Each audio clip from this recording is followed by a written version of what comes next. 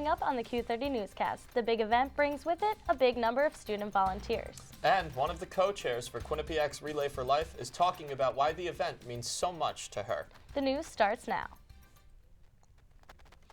Good afternoon, Quinnipiac, and welcome to the Q30 Newscast. I'm Taylor Popielarz. And I'm Nicole Siberry. At least 19 students and a security guard were injured in a high school stabbing in Murraysville, Pennsylvania earlier this morning. Shortly after doors opened at Franklin Regional High School, a student went on a stabbing rampage. Officials say those who were stabbed were in classrooms and in a hallway. The 20 injured are in serious and/or life-threatening conditions. The suspect, a 16-year-old sophomore, is in custody. Police believe he acted alone, though. So far, there is no indication of the motive, and all the other students at the high school have been released to their parents. And Quinnipiac University hosted its 4th annual big event this past Saturday. News Team 30 reporter Sean Clasby has more on this community service event. Year by year, the big event here at Quinnipiac has been increasing in popularity.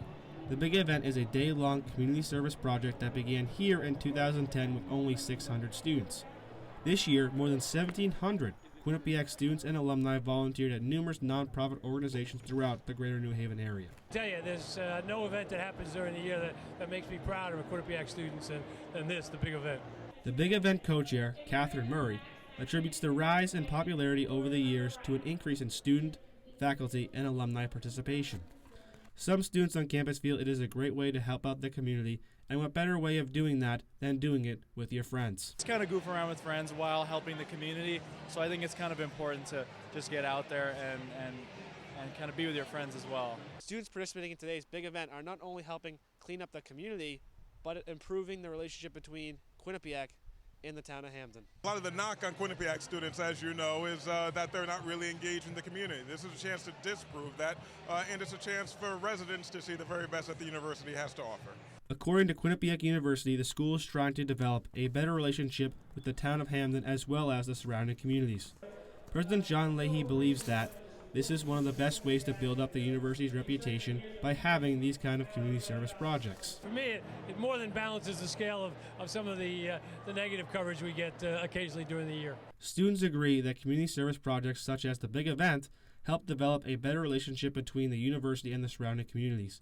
Some feel that if the big event occurred more often, it would reverse the negative perception of the Quinnipiac student body. At Quinnipiac University, Sean Clasby, Q30 News.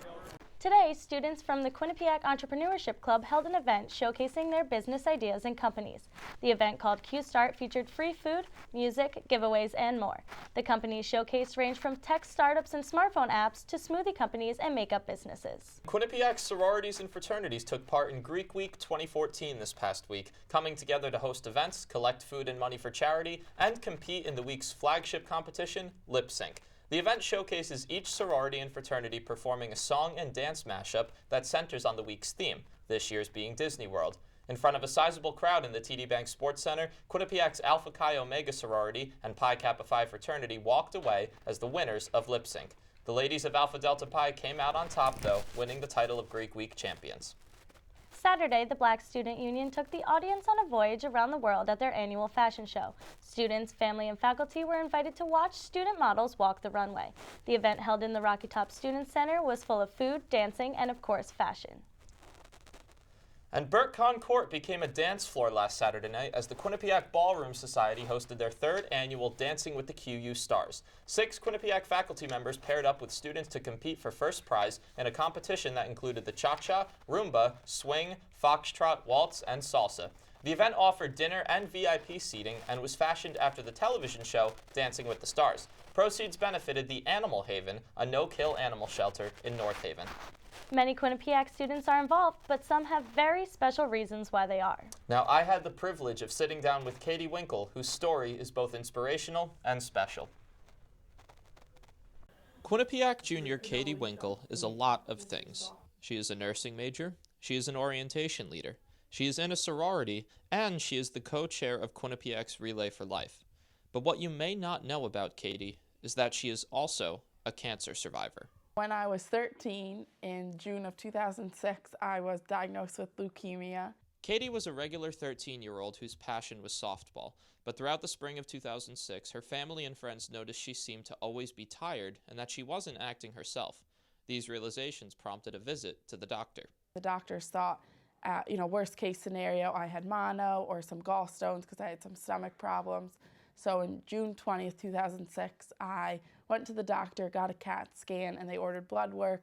And then the blood results showed that I was diagnosed with leukemia, and it was a nightmare. A nightmare that was about to take over the life of a young and active girl. Katie knew that cancer was bad and that she would probably lose her hair, but those realizations are not what scared her most. As a 13-year-old, the hardest thing was probably not being able to hang out with my friends because my blood count would be a little low, so I would have to be in isolation for a while also being inpatient in the hospital receiving chemotherapy treatments.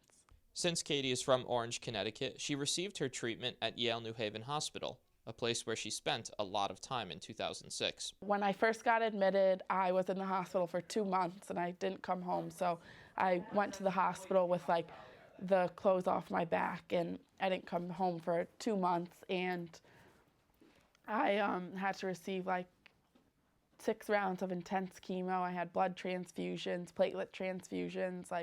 When you see a cancer patient, they're very sick, and I had very few good days and a lot of bad days. But with help from her family and friends who stood by her side the whole way through, Katie managed to beat the odds. February 1st, 2007, I found out I was in remission. After nearly 8 months spent fighting for her life, Katie officially checked out of the hospital and spent the spring and summer prepping for a new chapter. I started high school a year later, and I was cancer-free.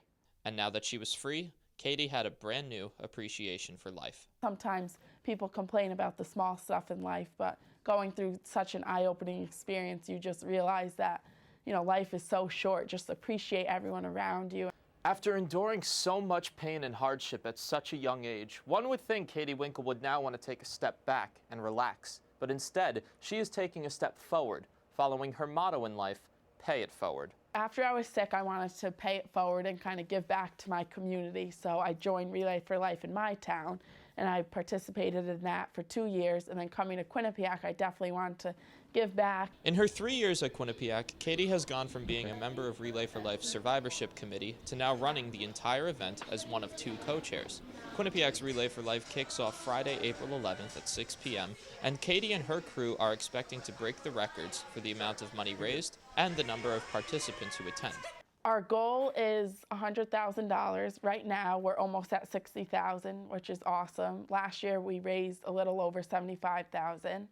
So we have over 780 participants registered already and over 80 teams. The theme for this year's event is Finish the Fight, and it's a marathon-like fundraiser that goes from 6 p.m. Friday to 6 a.m. Saturday in the TD Bank Sports Center. Along with running it all, Katie will be participating with her team called Kate's Crew. Relay, kind of celebrates survivors. That's the main purpose, and also remembers people who haven't been as fortunate as me. And though she already does so much, Katie also pays it forward by volunteering on the same floor of Yale New Haven Hospital where she fought cancer 8 years ago. I volunteer there on the weekends, and it's awesome because I get to see my old nurses, and sometimes I talk to the patients, and as a volunteer it's awesome to see you just have such a unique appreciation. An appreciation that Katie links to every aspect of her life. Cancer has been the worst thing to happen to me and my family, but also the best. It's been one of the biggest blessings of my life. I really wouldn't trade it for anything in the world. And for those who are inspired by Katie, like I am, here is her advice that we all can take to make the most of each day. Just try to focus on the good and be happy and try to pay it forward in any aspect of your life. Taylor Popielarz, Q30 News. And coming up, the streets of New Haven are getting cleaned up. Find out why. And the Quinnipiac Theater Company gets ready to take a bow. Stay with us.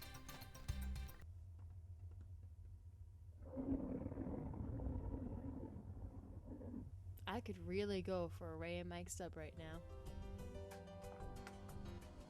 Come to Ray and Mike's and try our Philly chicken with cheese for just over $4, giant cheesesteak subs, and mouth-watering boar's head sandwiches for as low as $4.75.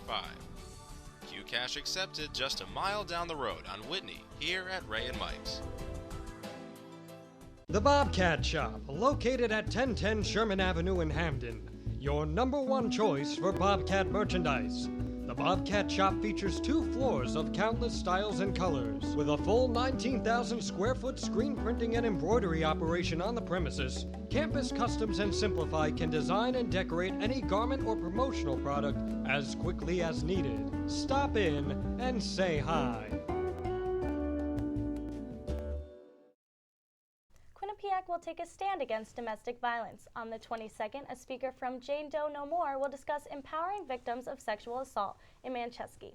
According to TakeBackTheNight.org, their goal is to end all forms of sexual violence. By holding these events, they hope to inspire men and women to confront these acts of violence. The event is sponsored by Women in Support of Humanity. And now that the weather is getting warmer, it's time to clean up the winter mess. The city of New Haven has kicked off its annual street sweeping program for the spring. Stephanie Fasano tells us more. Public Works made the mess. Now it has to clean it up. That's what the employees at New Haven Public Works has to deal with after an especially harsh winter. Spring cleaning started on Tuesday, focusing on narrow streets and on-street parking. So this year there's an abundant amount of sand out in the streets. So springtime is a full concentration, citywide sweeping up of the winter sands. During the summer, we find there are certain areas that have a lot of litter. So the street sweeping helps control the pollutants getting into the catch basins, which eventually end up in Long Island Sound. A messy winter means dirty streets, and dirty streets can lead to a littered community. That is why the Neighborhood Beautification Project is next on the city's agenda. I think with the new mayor coming on board this year, with Tony Harp on board, we really want to recognize people that are getting involved. So we're really putting some publicity behind it, encouraging people to take part of this, again, citywide. Volunteers from various groups will focus on cleaning the areas of the neighborhood as well as the unkept areas along the city borders. If we can work together and get on one page, and I think with the right kind of marketing, I really believe that it can be a successful program. We recognize the needs to keep the city clean and the environment clean and safe. We have services that we have to provide. It's just a way of life, and the neighborhood should be beautiful. After just one night of street sweeping, the city of New Haven has picked up this amount of dirt in just 8 hours. The Neighborhood Beautification Project will start Saturday, April 5th, to not just clean up the streets, but the entire city. I'm Stephanie Fasano, Q30 News.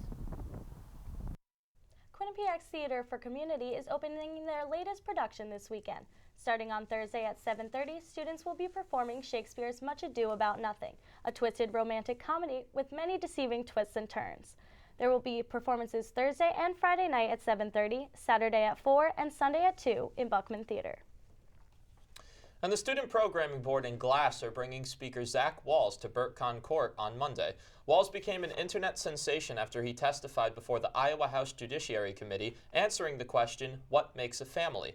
He is the son of 2 lesbian mothers and travels as a speaker and activist for LGBT rights. He will be speaking at 7 p.m. Monday night.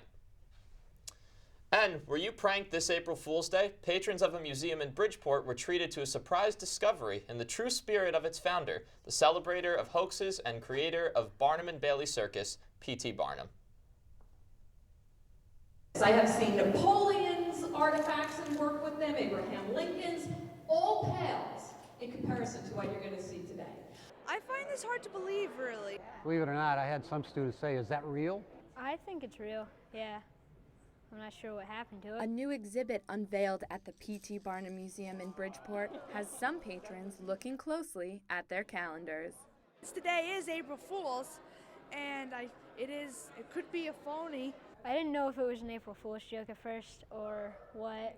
When the director of the museum acquired this find, she had it x-rayed by Connecticut professors. And then the only question was, what would P.T. Barnum do? And literally, it was a page from his playbook on how to stimulate excitement.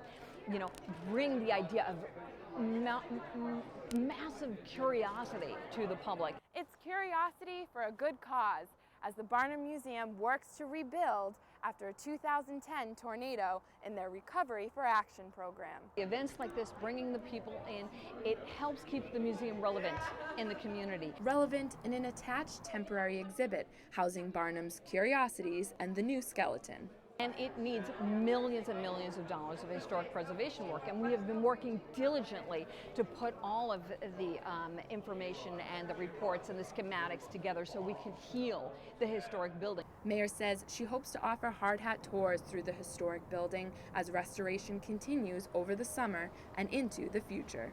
We're not saying recovery, we're not saying disaster anymore, we're saying future. Sarah Fidel, Q30 News. Thanks, Sarah.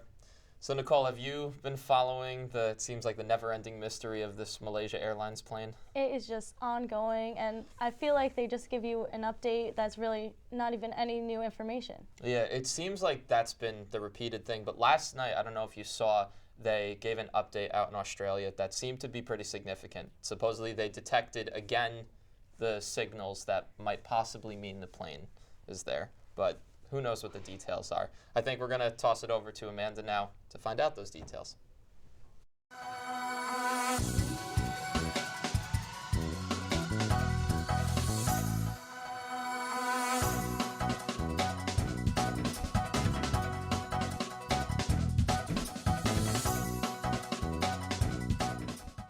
Thanks, guys. Tensions between Russia and the Ukraine are not improving anytime soon. According to CNN, pro-Russian protests have taken place in Donetsk, Kharkiv, and Luhansk, all cities that border Russia. Representatives from Kyiv were sent to the cities Monday, ordering both financial incentives and decentralization of power. But Russia's foreign ministry says any forces used in eastern Ukraine could lead to civil war. An estimated 40,000 Russian troops await at the border. Secretary of State John Kerry says Russian forces and special agents have been behind the protests. And a British man returns to South Africa for his murder trial. Shreen Dewani was accused of ordering a hit on his wife in November 2010 while in a taxi in Cape Town. Just weeks after her death, the taxi driver admitted Dewani hired 2 men to kill his wife. The cab driver was sent to 18 years in prison for taking part in the killing. Dewani was not extradited prior due to his mental health issues, but British authorities have agreed to return him to South Africa for his trial. CNN reported Dewani will take into high-security psychiatric facility when he gets to South Africa. And finally, another update on Malaysian Flight 370. Now 33 days missing, and Australian authorities say they are losing the optimism they had just a few days ago. Over the weekend, a Chinese and Australian ship picked up ping signals from the Indian Ocean, which officials are calling the most promising lead they have had. These signals closely match those sent by a flight data recorder from 370. But since Sunday, no more signals have been heard. They say more transmissions will make the search much faster because of the large amounts of space they must cover. But the transmission battery from the plane are believed to be dead. That's all for World News. Now back to you at the desk. Thanks, Amanda. Still ahead on the Q30 Newscast, John gives us the latest on the weather. And Steph and Chelsea fill us in on what's new in the entertainment world. Don't go anywhere. We'll be right back.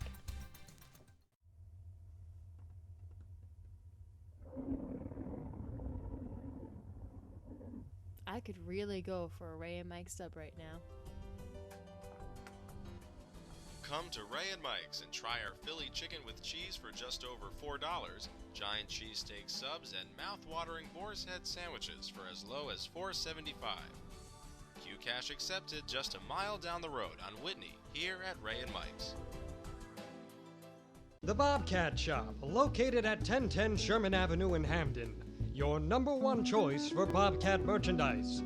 The Bobcat Shop features 2 floors of countless styles and colors. With a full 19,000 square foot screen printing and embroidery operation on the premises, Campus Customs and Simplify can design and decorate any garment or promotional product as quickly as needed. Stop in and say hi.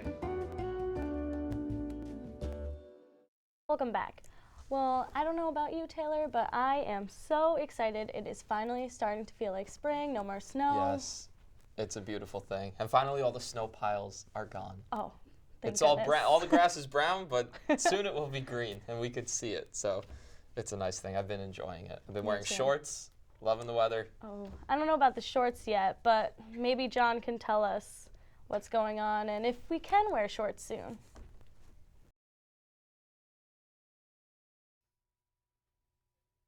Guys, thank you so much, and it's a pleasure to be here for the first time at the Weather Map. I hope you guys are excited because I got some good news. See, the thing is, the United States, they've gone social. Socialism has struck. but with the temperatures instead, not the economy. You see all around me, guys, all the way out in the west, all the way out in the east, temperatures are pretty much the same thing. It's actually exciting to see. I had a chance to actually head over to New Orleans this past weekend, and I stepped off the flight back in Connecticut, and the temperatures were almost exactly the same. 55 in New York, 61 down in New Orleans. But let's head up to Connecticut and check out what's going on over there. So you see Stores right there. Well, they just won 2 national championships. UConn, first time since 2004, 56 degrees over there. They're finally cooling down after celebrating New London. And then, yes, obviously, 58 here today. It's been a nice day, but we're going to have to see what's going on because you mentioned we're going to need some dry weather. Let's take a look at the radar. And unless you're a pro golf management major at Coastal Carolina University down there in Myrtle Beach, you're pretty much in the clear. Dry skies everywhere, guys. No precipitation. It's about time. I'm excited about this one. Let's move on to what we're going to get tonight. And then, yes, 30 degrees and clear. Wind at 3 miles per hour. Okay, it's a little cooler than what we've been dealing with today, but ultimately nothing too bad. And heading on to tomorrow, 62 degrees. Wind is at 9 miles per hour. The wind has been wreaking havoc for me today. I've been carrying the comb out everywhere that I go. It looks like it's going to be the same thing tomorrow. And then heading on to our 7-day forecast. We have on Thursday, nice weather, 62 degrees. We're going to end the week strong. Now, you see some showers there. I wouldn't be too worried, guys. 30% for those 2 days. And as we head into Monday next week, almost 70 degrees. The suntan lotion is going to be coming out on the quad at Quinnipiac. I'm excited, but unfortunately, it's going to be a little windy, so I'm not going to leave the comb behind. So, guys, that's all I got for you on the weather. Back to you guys. Thanks, John. Kappa Alpha Theta held its annual Kicks for Casa kickball tournament last Sunday on the quad. At least 300 people were present, and organizations from Greek Life, the hockey and rugby teams have all participated. Now, a team made up of Delta Tau Delta brothers won the tournament. Kicks for Casa also featured raffles, a barbecue, and a dunk tank. The money raised is donated to their philanthropy, called Casa, which helps find homes for abused and neglected children. Did you go to that event? I did not. I Me was neither. a little busy, but Likewise. I heard that it was a good time. Yeah, saw some pictures. Looked like fun. Yeah. Well, I know that first it was Jay Leno, and now Letterman. Like, who's gonna retire next? Hopefully that's. I mean, they were the older guys, so like Jimmy Kimmel's pretty young, and Seth just took over, and I don't think Fallon's going anywhere. But it's crazy to see Letterman go. He was like the patriarch of late night. Yeah. Well, let's see what Chelsea and Steph have for us in entertainment.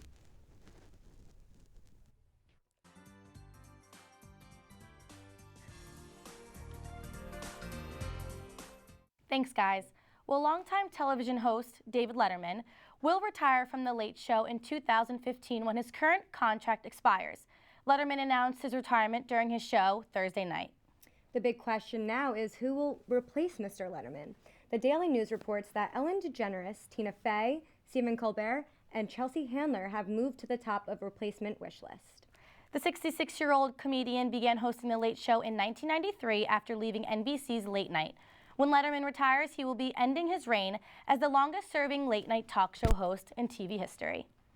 And the cause of Peaches Geldof's tragic death is still yet to be determined. The model and television personality in her native Britain was found dead in her home Monday morning. The reason for her death is still not clear due to her autopsy turning up with inconclusive results. Authorities are still waiting for toxicology reports, which can take several weeks, police say. The 25-year-old recently began a column for a UK-based magazine called Mother and Baby. She leaves behind her husband Thomas Cohen and their 2 sons, Astalia and Phaedra. And Selena Gomez has a very big fan who was getting a little too close. Che Cruz was convicted of trespassing the pop star's home last week. Cruz was released from police custody after pleading no contest to a misdemeanor count of unauthorized entry of a home. But according to the Los Angeles County District Attorney's Office, he is also charged with a felony count of stalking after he returned to her home just hours after being released. Bail was set at $150,000. If Cruz is convicted, he can be looking at 4 years in prison. And that's your entertainment news for the week. Now back to you guys at the desk. Thanks, guys. After 16 years, find out what one Quinnipiac sports team finally did. And which sports teams are bringing the heat after the break.